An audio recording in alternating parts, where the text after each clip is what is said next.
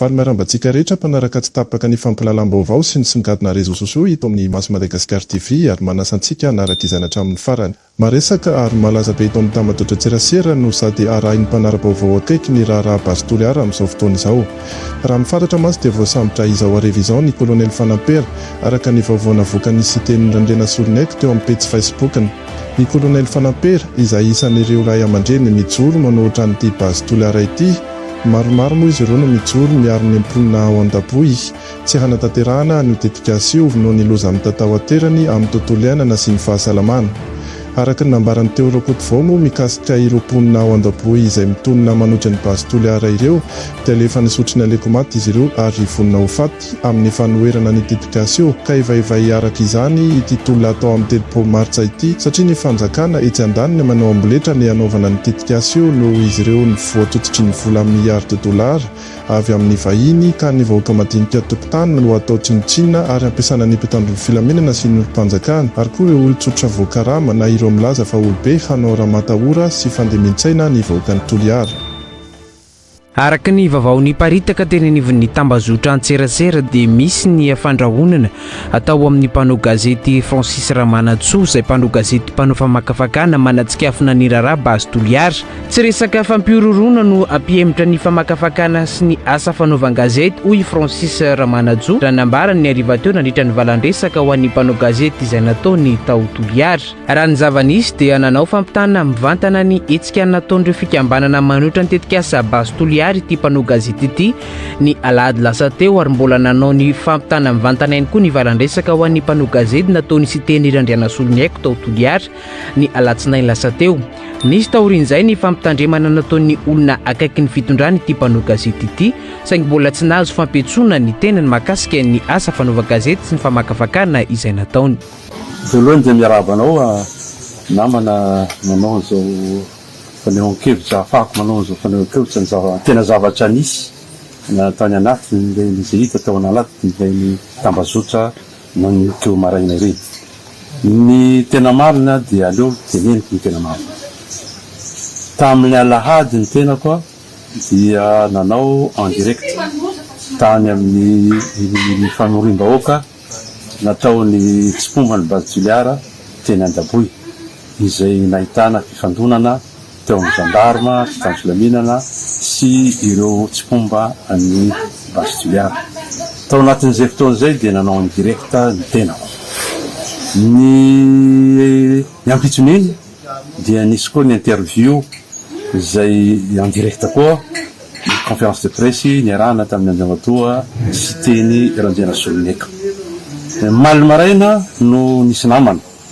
izay mirahy ny tompona anjaikitra mpanjakana avy eto an-toerana izay nampita hafatra tamiko hoe teneninareo Francis fa voatery tsy maintsy hakafepetra raha toaka mbola mitohy ny asa fanakorotanana izay manakorontana ny saim-bahoaka eto Toliara. Manoloana an'izay dia zaho moa dia niteny tamin'ilay naman'io voaray ny hafatra. Adiny ray taorianan'iny no niantsay koa tompona anjaikitra mpanjakana izay teto an-toerana koa izay tompona anjaikitra Serasera mitovy ny zavatra tenenina dia mbola hafatra avy amin'ny tompona anjaikitra mpanjakana eo milaza ny tokony sy anaovako tsony communication izay mety manelingelina ny filaminam-bahoaka eto Toliara. Izay ny zava-misy. Atram'izao zany dia resaka nampitaina amiko ary na ny facebooker na ny tambazotra rehetra dia milaza hoe intimidation. Izay angamba. Fa atram'izao mbola tsy niantso ahy izy nianjo koa zany izay fiantsoany ahy izay raha paraporo le raha volany aby. Efa ela no nikirakirako ny fanaovan-gazety ity ary miezaka mampiresaka ny ankolafokely misy eto Toliara. Miezaka mampiresaka na ireo any amin'ny secteur privé rehetra na ireo mpanao politika dia ezaiko ampiteny dika zany fa sy ananako lolopo na rabe na rakoto. Ela avao nanaovako an'ity raha ty fa gaga avao moa hoe ahoana no tonga amin'izay fampisamborana zay raha amin'ny zavatra misy. amiko dia hoy zao hoe tokony ataony fifampiresana raha misy zavatra tsy mety na misy fampitam-baovao tokony hatao dia aleo mifampiantso fa tsy mety raha ohatra ka hoe ampitaina amin'olona fotsiny hoe tanjeminareo a so dia anao an'izao izy hoe fa ho samborinay tsy mety zay koa zao hoe amiko a fomba tsy dia mendrika loatra ny salambreny a fa mifampiresaka angambany tena zava-dehibe hoe le communication ataoko zany a dia resaka fakizia le teny teo resaka manohitohina ny filamina vahoaka zay zany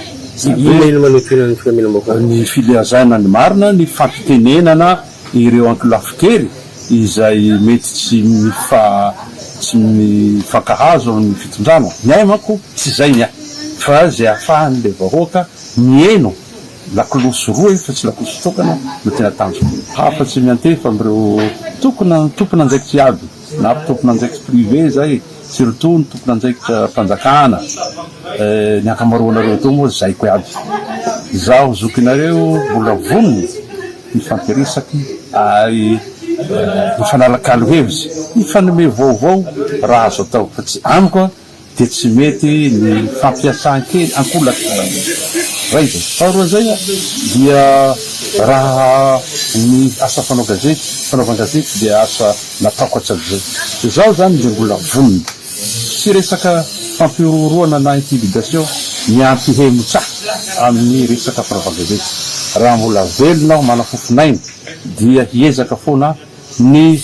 hampiresaka hiezaka foana ny ampiaina ho an'ny vahoaka ny Toliara ho an'ny vahoaka ny Madagasikara eny azy na ny any veladrehetra any ny zava-misy amin'ny tanàny voahaty ny Toliara